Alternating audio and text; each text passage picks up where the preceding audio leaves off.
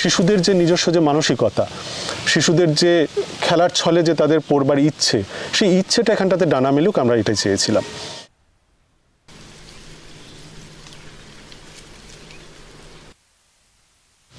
আমাদের গ্রাম এই শামলাপুর, এই গ্রামটি হচ্ছে ফারাক্কা থেকে খুব কাছে, কিন্তু সমস্ত সুযোগ সুবিধা বা পরিষেবা থেকে অনেক দূরে রয়েছে।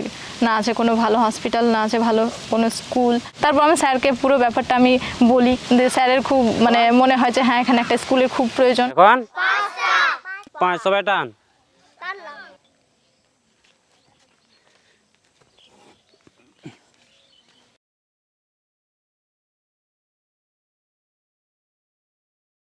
তো আমরা চাই না যে বাচ্চারা ওই বইয়ের মাধ্যমে পরিবেশটা শিখুক, যে কারণে আমাদের গাছের তলায় স্কুলের ভাবনা। এবং আমরা প্রতি বছর আমাদের এখানটাতে একটি জঙ্গলও রয়েছে, মানে এই জঙ্গলটি হচ্ছে আমাদের মুর্শিদাবাদের সবচাইতে বড় ফরেস্ট।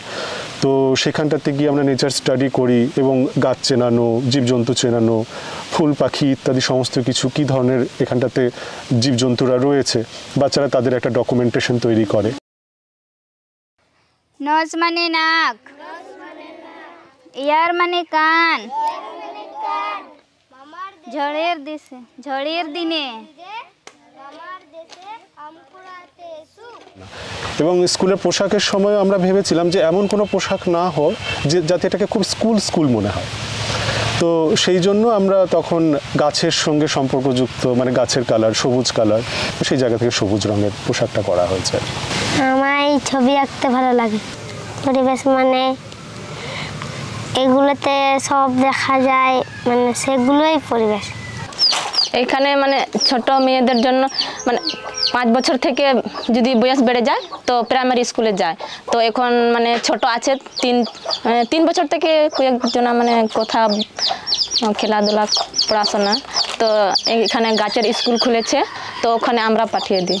কেন ওখানে সব কিছু শিখতে পারছে, যে ড্রয়িং বা পড়াশোনা, মাটির জিনিস তৈরি করা আর গাছ লাগানো। এইভাবে আসবে। হ্যাঁ, মিউজিকটা, শুধু মিউজিকটা।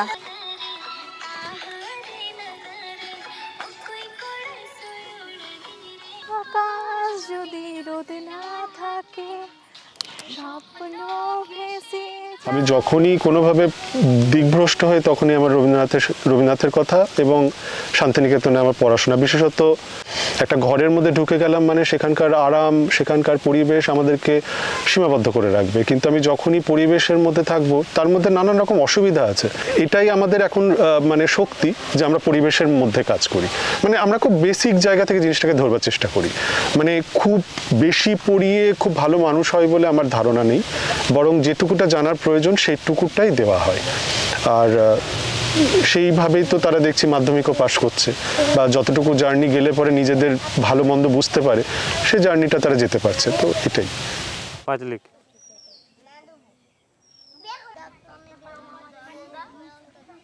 ঠিক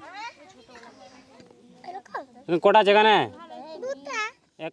আমরা ক্রমাগত কাজ করে তাদের পাশে থেকে, মানে আমি যে শুধুমাত্র যে স্কুল তৈরি করেছি এমনটা নয়, আমি চেয়েছি যে এই স্কুলটা শুধুমাত্র আমাদের স্কুল না, যে কারণে তারাও এটা বুঝেছেন যে এরা আছেন, এরা থাকবেন বিপদে আপদে সব সময়, এরা আমাদের বাচ্চাদের পাশে থাকবেন, বাচ্চাদের তৈরি করবেন, এই ভরসাটা আমরা তৈরি করতে পেরেছি। তো সবগুলো একসঙ্গে কি করবো বলতো, গুনবো, সবকে একসঙ্গে গুনবো, 1 2 3 4 5।